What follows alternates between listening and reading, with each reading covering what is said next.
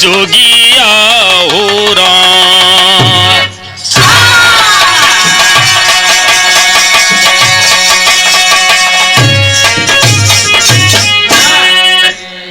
प्यारे साथियों, एक हास्य रस का बिरहा आप लोगों की बड़ी मांग है।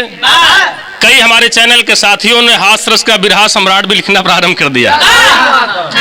एक कैसेट हमने आप लोगों के बीच में भेजा, 10 का न 5 का वर्धा 3 का। आप लोगों ने बड़ा प्यार दुलार स्नेह दिया। और दूसरा हास्य रस का बिरहा आप लोगों के बीच में जा रहा है, कंजूस बनिया चतुर ब्राह्मण। इस बिरहा की रिकॉर्डिंग हमारे सूरज प्रजापति जी कर रहे हैं, राम सूरत पपीहा कवि जी के निर्देशन में, और भाई शशांक प्रजापति जी की देखरेख में रिकॉर्डिंग चल रही है। बहुत जल्द आप लोगों के बीच में जाएगा। उम्मीद है कि आप लोग जरूर आशीर्वाद देंगे। आइए धीरज मुन्ना।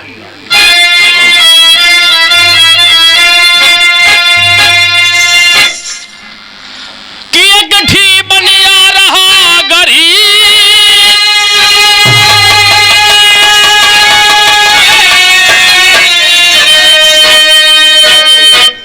उसकी चमक गई नसीब।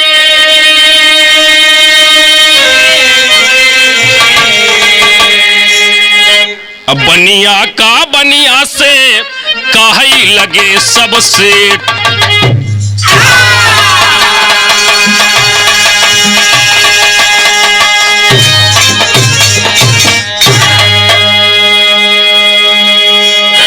एकदम गरीब बनिया, भगवान की कृपा हो गई कि बनिया के लोग बनिया से फलाने सेठ।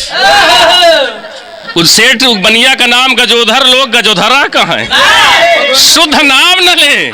लेकिन जब लक्ष्मी उसके पास आ गई तो गजोधर सेठ। जमाना क्या है, बिरहा में ठे गजल के अंदाज हो। कैसे हो?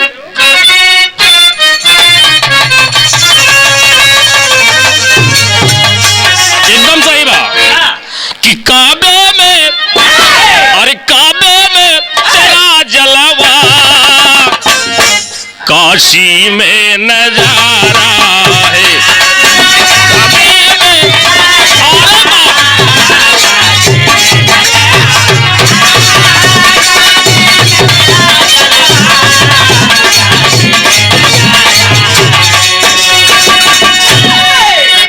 तो काबे में तेरा जलवा,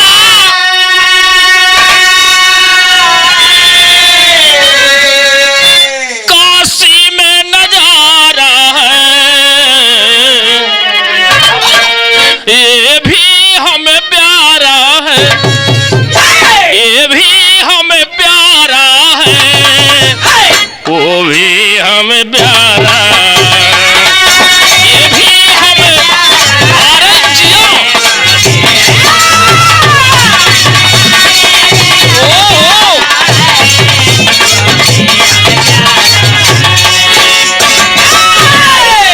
आज इस समाज में जकरे पास पैसा बा कवि जी, वही सबसे बड़ा प्रतिष्ठित बा और वही सबसे बड़ा चौधरी बा। वो चाहे कितना बेईमान हो, एक गरीब मनई पंचायत में कितना सच्चाई बोले के अबे तई का बोलत है, वो जौन फलाने सेठ बोलत है नु सही बा। इसलिए कहा गया कि झूठ काया जह बोल बाला, झूठ का आज है बोल बाल, झूठ जगपति आता है।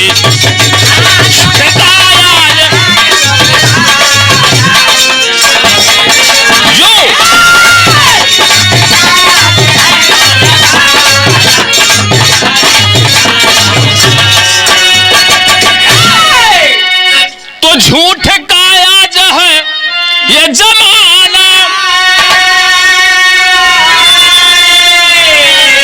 और झूठ जगपति आता है।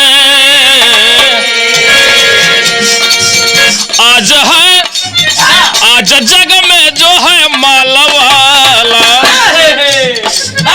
आज जग में जो है मालवाला चौधरी कहता है। आज जग में जो है माला, अरे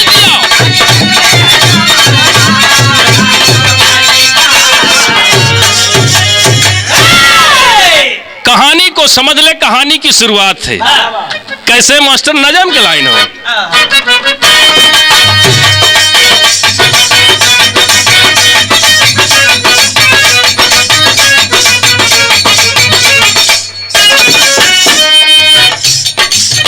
गजोधर बनिया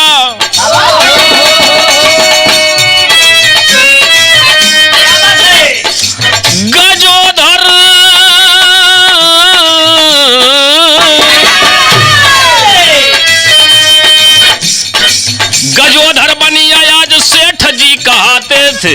गजोधर बनिया आज सेठ जी कहाते थे।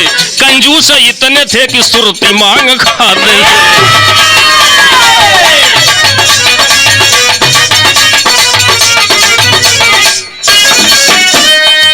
भोरे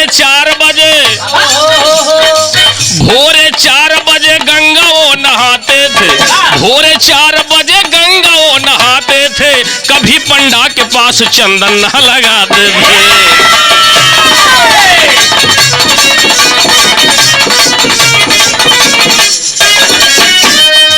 दुनिया के लोग मेन घाट पे नहाते थे। दुनिया के लोग मेन घाट पे नहाते थे, लेकिन सेठ मुर्दा घाट पे नहाए।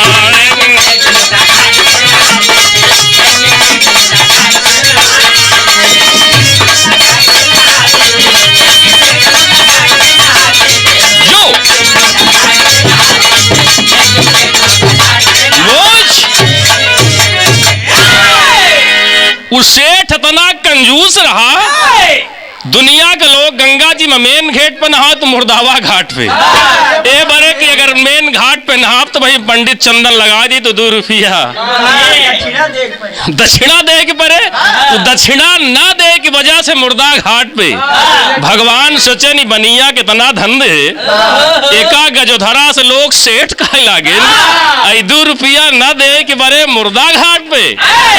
भगवान कहन रहो बनिया तो से क्यों नहीं ले पास, लेकिन हम एक दिन भगवान खुद ही पंडित बन गए। अब पंडित बन के कोई मुर्दावा घाटे पे 4 बजे रात जानत रहन कि सेठ जी के नहा के टाइम बा।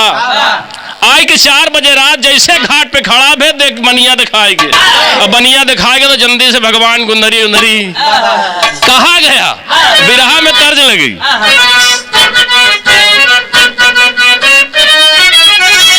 अरे वाह, आज भगवान खुद कि ब्राह्मण के भेष बनैले,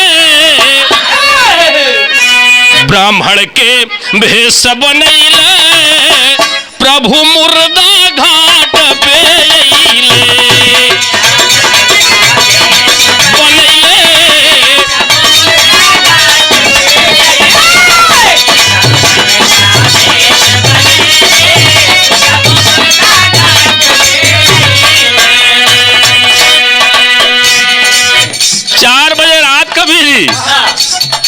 बड़ा सौभाग्य साथियों, हमारे बीच में राम सूरत बबिया कवि जी उबरधऊ वाली कैसेट में आज भी बैठे हैं। स्वागत है आपका। झट से गोलरी बिछाया, शीशा कंघी सजाया,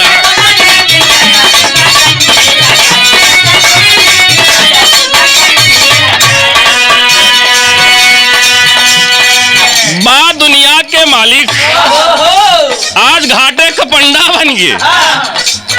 गुनरी उनरी बिछाई के शीशा कंघी सजाए ले, चंदन लाल पियर है सजाए,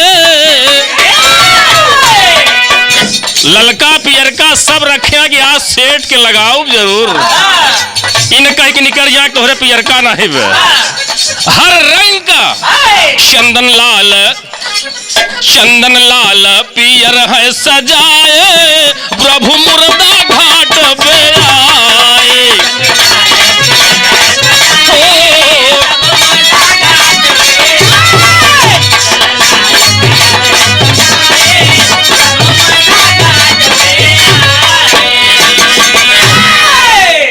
बढ़िया चंदन वंदन बजा करके बैठ गए भगवान। सेठ जी जैसे पहुंचन देखा था कि यही के मारा था मुर्दावा घाटे, ई कहां से ये कहाँ से पे आएगी?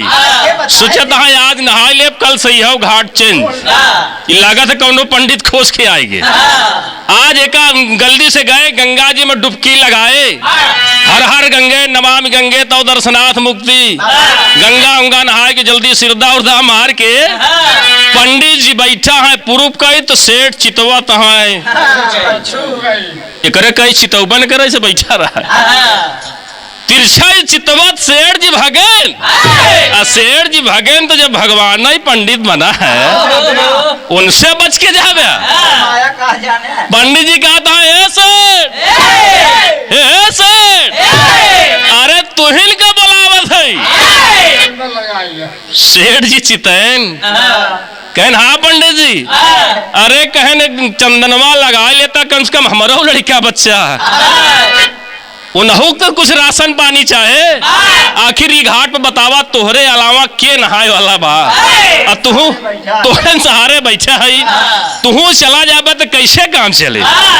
सेठ जी कहा देखा पंडित जी लगाए तो दिया, लेकिन भाई यहाँ क्यों राहत ना ही रहा या बरे हम पैसा लेके नहीं आए हैं, अगर उधार लगावा था तो फिर लगा ही दे।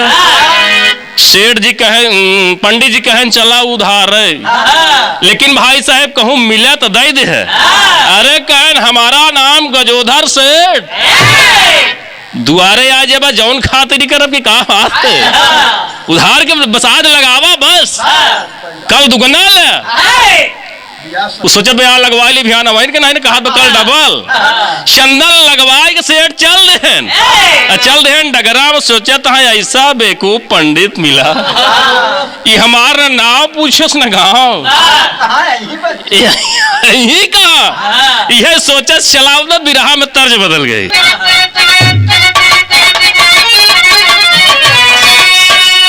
दादा पंधारी अपने जवानी में गाँव है रामदेव कि अरे नदिया किनारे बोवाला बबुरी, नदिया किनारे बोवाला बबुरी, भौजी लड़ी गा खलावई डोलावई अंगुरी, भौजी लड़ी गा खलावई।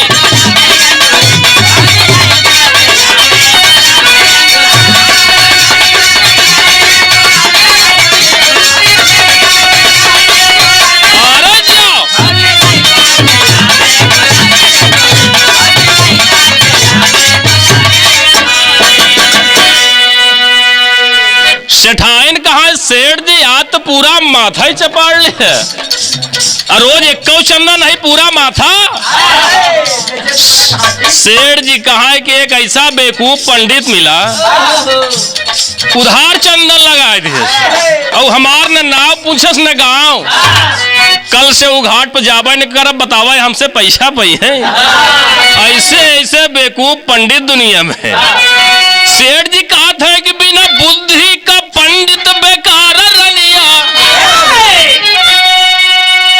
ब्राह्मण हो तो बुद्धिमान हो, अरे बिना बुद्धि का पंडित बेकार रनिया, देह चंदन लगाई उधार रनिया। क्या बात है,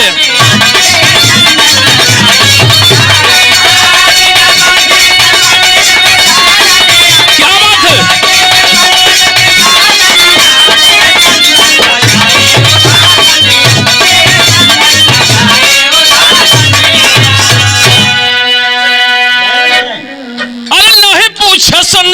न पूछे से गौआ,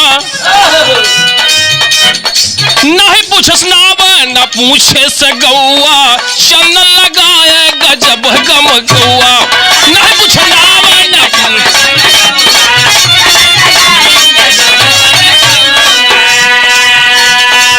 अब वो पंडित करई इंतजार रनिया, जाए 4 बजे रात से फिर भी आन लखे।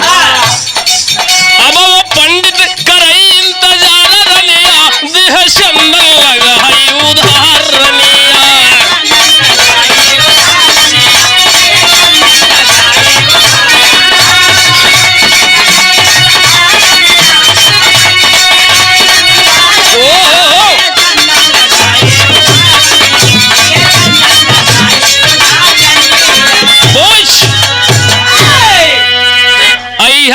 बतावत रहा तब तक गोकी से पंडित जी झोला कमंडल है सेठाइन कहे सेठ एक पंडित आवत भाई है तो नया।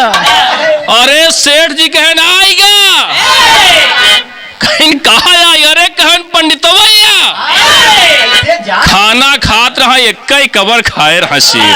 अरे कहने का हटाओ हटाओ जल्दी खाना का थाली हटाए हुई जौने तख्ता सेठ बैठा रहा लंबा लंबा उलर के जौन मुड़वारी के चदरा रहा ओढ़ लिहन सेठनिया कहे ओढ़त है। अरे कहने का न पूछ जल्दी से आए के तो एह तरह रो कि पंडित आवे तो जाने कि सेठ मरी है और जब जानी सेठ मरी के तो लौट जाई तब ही पैसा बचे नहीं बचे। इतना सटीक रोते कि पंडित के विश्वास हो जाए कि वास्तव में सेठ मरी। अब बेचारा उलर गया सेठनिया लाग रोए जैसे गौना में रोती नहीं माथा लोग उलाग रोए कि मोराई राजावा मोरई कर जवाम। अरे के करे सहारे हमका छोड़ी भाग राजा।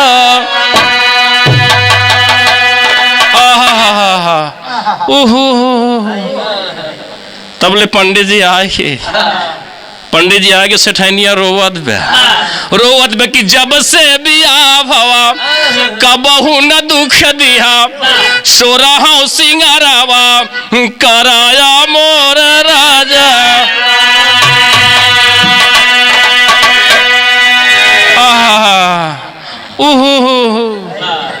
पंडित जी सोचे रोवत कम बा कोहिलत ज्यादा बा इहुआ ज्यादा बा कैसे ठाइन का भवा सेठ जी के कहा सवेरे गंगा नहाई के आयन खाना पीना खायन ऐसे बोला दई डोला तो उड़ी गईल परना।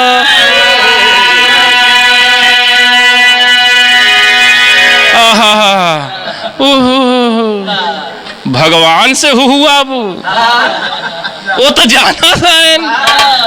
भगवान ने कहा सेठाइन देखा ही दुनिया मृतलोक है मुट्ठी बांध के आए हाथ पसारे चला जाए आना जाना जग का नियम है। बिरहा में टेरी के भाव मिला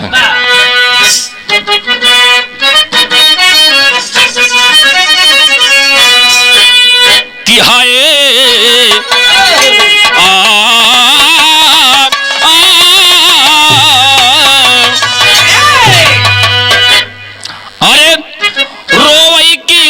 रोवई न कर रोवई हो राम रोवई न करई झूठाई मली मली बानी न नीरसन न धोवई रोवई न।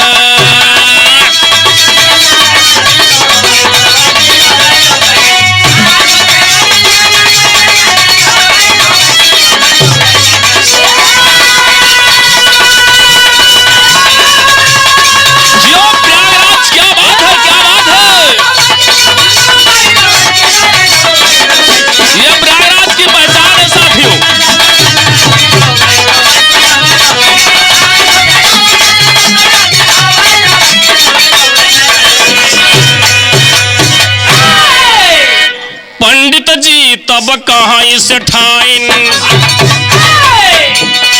जिन रोवाय बयासूगा आना जाना लगा रहेगा एक दिन चली जाई संग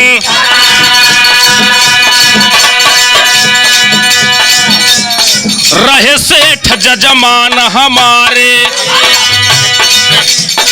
हमका बहुत यही पछता मौके से अब आई यही तब मौके से अब आई यही तब मट्टी दई के तब वही जा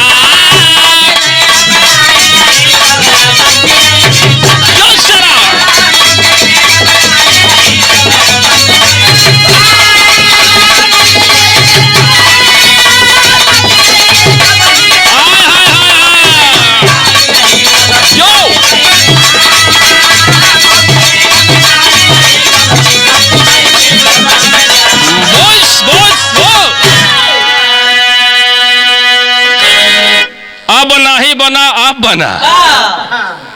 पंडित जी कहत है ये आना जाना संसार के नियम है। सेठ जी हमार जजमान रहन, चला माला मौके से आएगा ही तो मट्टी दे ले तब झूठा ही लोटा में पानी दे कुछ भे भे रोवत रही। चदरा उठाए सेठ के का सेठ वो कहता है मौके से आएगा ही तो बिना मट्टी दे ना जा। हमार पुरान जजमान है। सेठवा कहे तो रो बस। कब तक बैठी? आधा घंटा, 1 घंटा, 2 घंटा तो रो बस। अब लाग बेचारी फिर रोवई और रोवई लाग तो गांव देश टोला परोस सुनत है कि सेठनिया कब ऐसे रोवत बा। जुटई लागन और जुट गए गांव वाले देखा तो सेठ चदरा ओढ़े ओलरा है सेठनिया रोवत बा कि यहाँ पार कैला न वो पार कैला विचय धरवई में छोड़ा मोर टोला परोस के माई हरे चुप करावत यहाँ से ठाइन बस करा। इतना दिन के सेठ ठाइन रहे। गांव वाले बांसों काट लिया है, तिकथी उकथी बनैला। सेठनिया कहा सेठ तिकथी बनत बा। सेठवा कहा ते रो बस।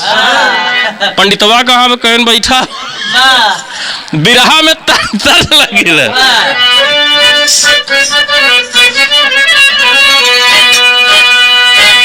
इलाहाबाद के गौरव दद्दा रामधार गावे अरे झकोरा मारे झुलनी, अरे झकोरा मारे झुलनी साड़ी लहरायो झकोरा मारे झुलनी।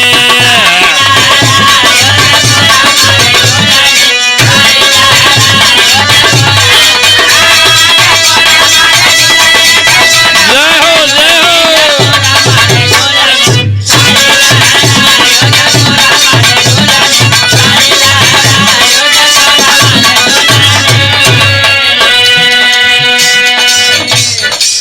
यही तर्जिया के स्वर्गीय जनाब हैदर अली जुगनू जी अपने अंदाज में गाओ। वो गावे की अरे घुसुरी गवा बरधा, अरे राम घुसुरी गवा बरधा सरियाई बजारे घसरे गवा बरधा सरियाई बजारे।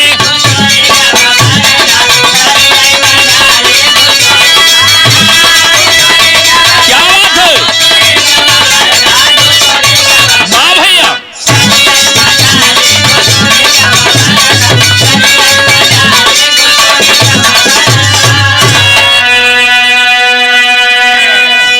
इलाहाबाद में कभी स्वर्गीय जनाब हैदर अली जुगनू जी बिरहा सम्राट लाल जी लहरी जी के बिरहा हो तो जैसे इंडिया पाकिस्तान का क्रिकेट का मैच, बड़ा तगड़ा दंगल हो।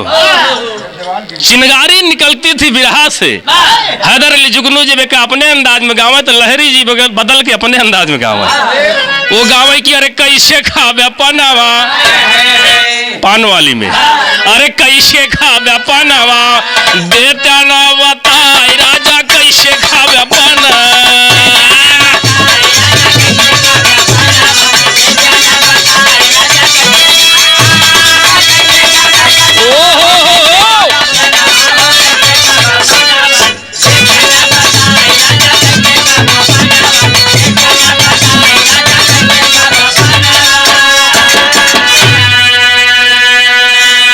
सेठनिया सेठ से कहा तो सेठ तिथि बनत बा। सेठवा कहा तो रो हम देख ले सर। अरे बनाई लागत तिखती, अरे बनाई लागत तिखती कटी गवा बांस बनाई लाग दिगत है।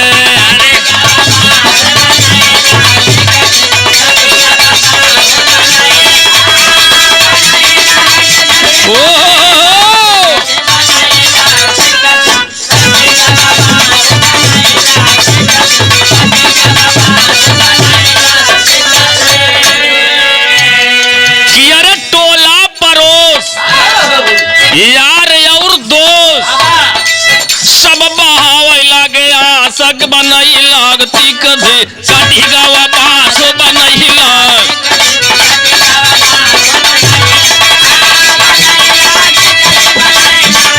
लो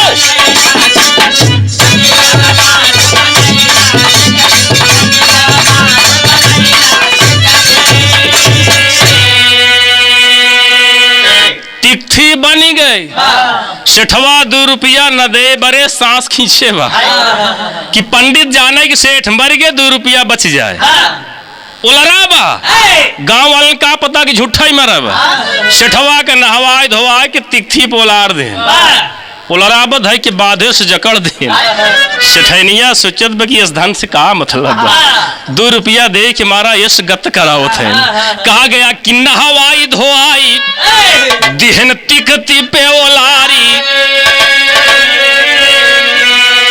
सेंधुर से ठाइन क दिहल उतार।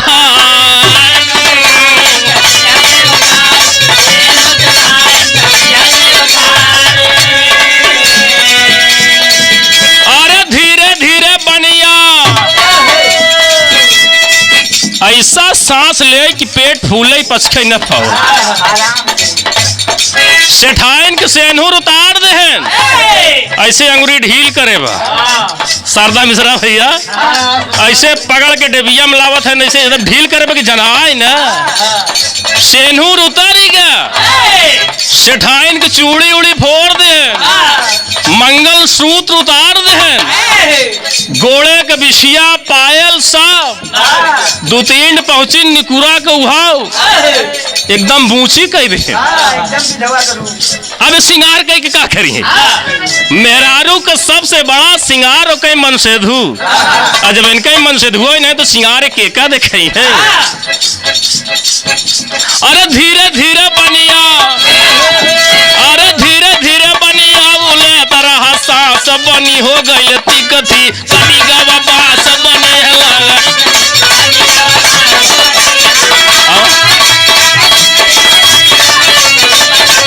जय हो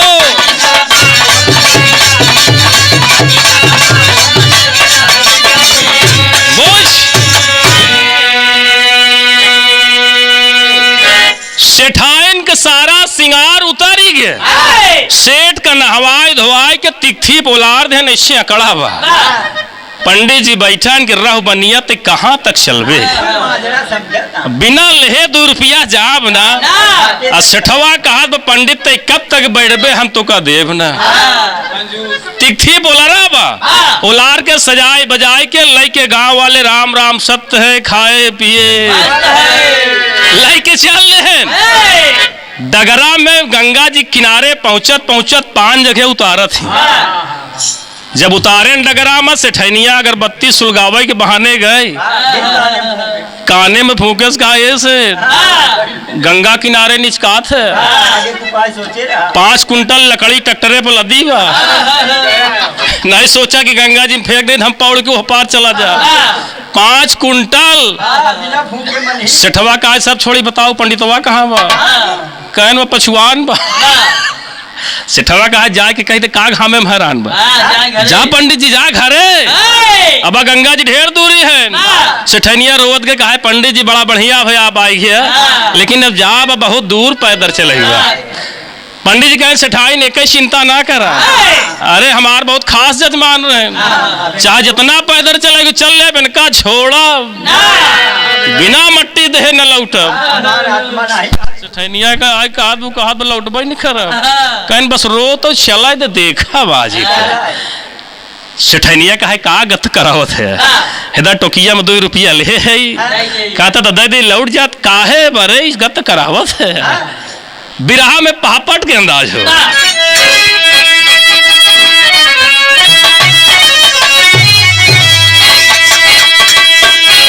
कि कहता 2 रुपया दे के पंडित का दे तो भगाई हो।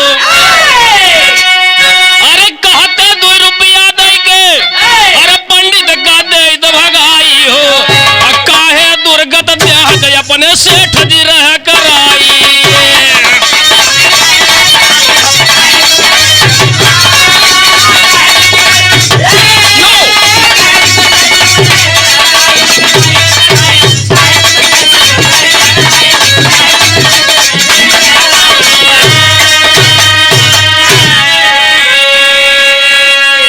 सेठाइन कहीं कहता था ले टोकिया में दे काहे बड़े दुर्गत करावत है। कफन के अंदर बनिया बोला तिरछी नजर घुमाई हो। चवन्नी दिहु अगर तो का दे बमुआई। सेठवा का है हम तो झूठा ही मानी मरा है, अगर कटी चवन्नी दिहु तो का एकदम सही सही मार डाल। बेचारी जो ने काट गांठी खोले रही फिर गठिया लिए। अरे कहाँ सेठाइन इस पैसा में, सेठाइन कहा इस पैसा में आग लग इतनी दुर्गत हुई नहवा के जौने बाधे से टाइट बांधे हैं, ऐसे लगे कि मुर्दा की तरह भगावत है 2 रुपया बरे। कहाँ सेठाइन इस पैसा में आग लग जर जाई हो, काहे दुर्गत देह के अपने सेठ जी रह करा।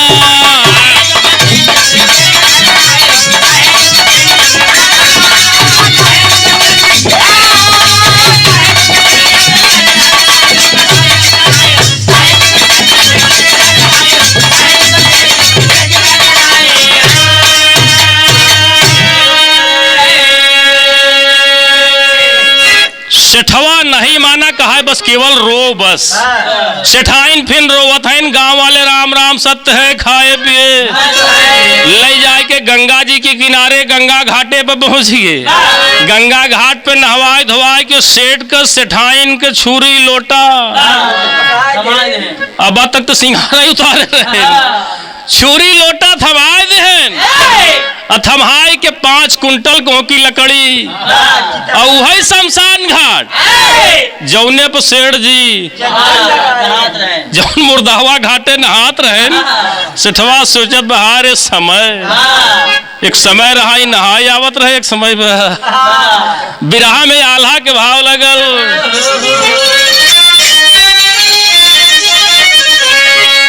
कि हाय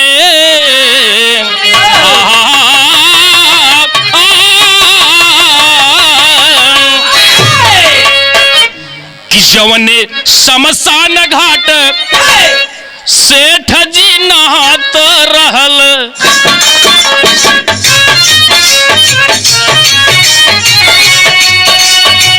वही शमशान घाट लाश गहिलिया।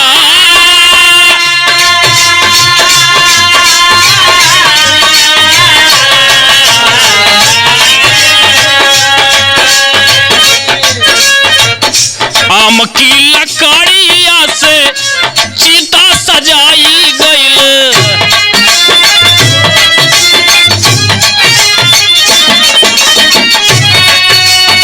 सेठ जी का गंगा जल से दिहले नहावा।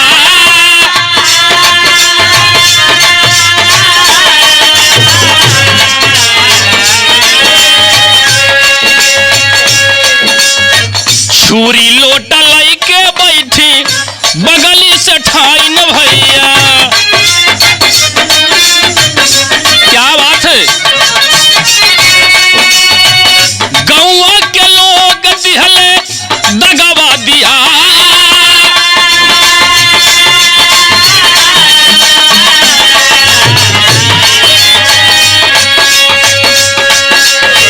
चिता पे लेटाई दिहले सेठ का शरीरिया दादा।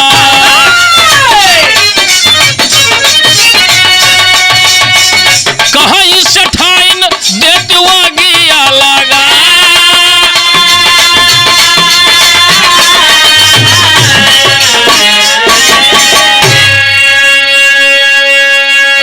पांच कुंटल सूखी लकड़ी के चिता लग गई। सेठ जी को औलाद देहन, देसी घी चपोड़ देहन की जवाना ही मरा है पता नहीं जल्दी जराई की, लेकिन सेठवा 2 रुपया दे कि मारा हीला नहीं। उलारे के बाद सेठाइन के लुकारा थमान के सेठाइन देखा इनके लड़का बच्चा नहीं है, भाई चिता में आग तुहिन लगाबू, ये परंपरा बाकी परिवार ही के लोग लगे हैं। हम गांव देश के लोग घाटे तक पहुंचाए दे, चिता लगा सब कुछ कर दिए, लेकिन ये वाला काम तुहिन के करे पड़े। सेठनिया के लुकारा थमामे छोड़ दे, जानत बक झूठा ही मरा है। गौना वाले कहें सेठाइन करेरी खेरा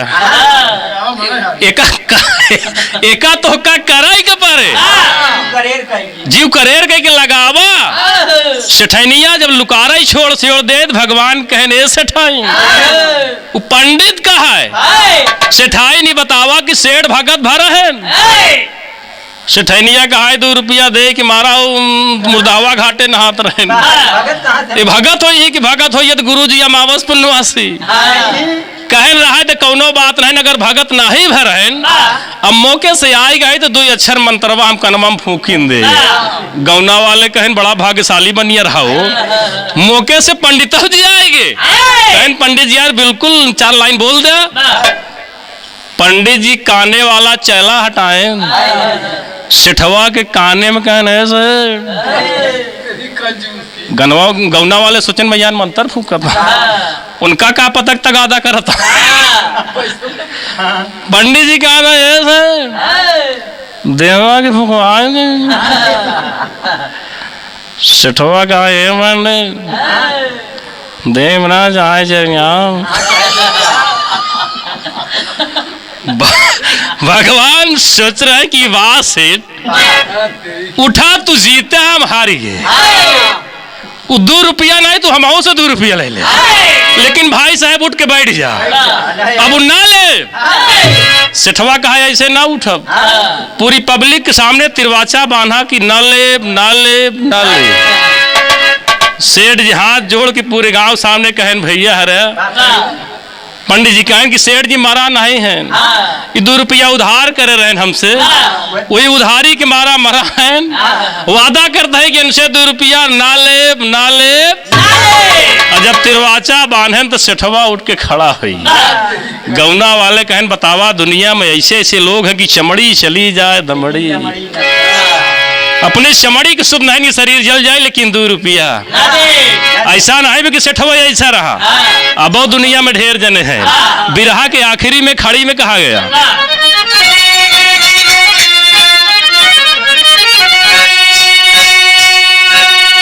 कि ऐसा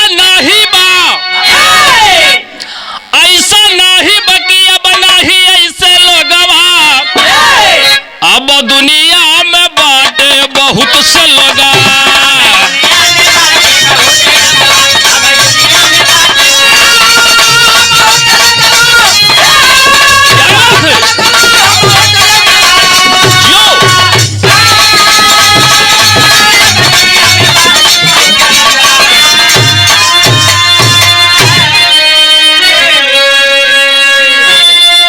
कि बुढ़ावा पुरनिया कहानियां बताए चमड़ी चली जाए लेकिन दमड़ी न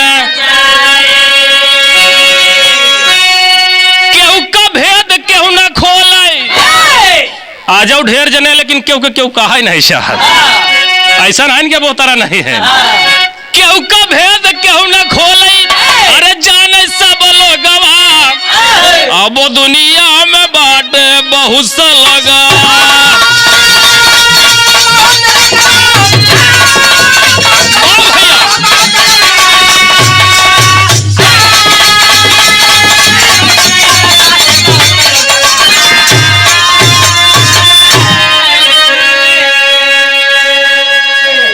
तो बुदुल राम पंधारी कहते धन्य प्रभु की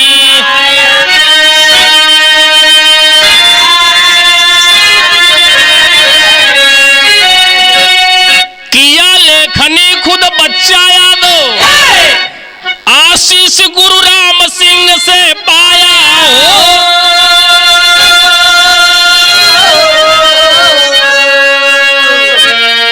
रोवई की रोवई न करे यादव बच्चा लाल माँ शारद कर रही जो है रोवई की रोवई ना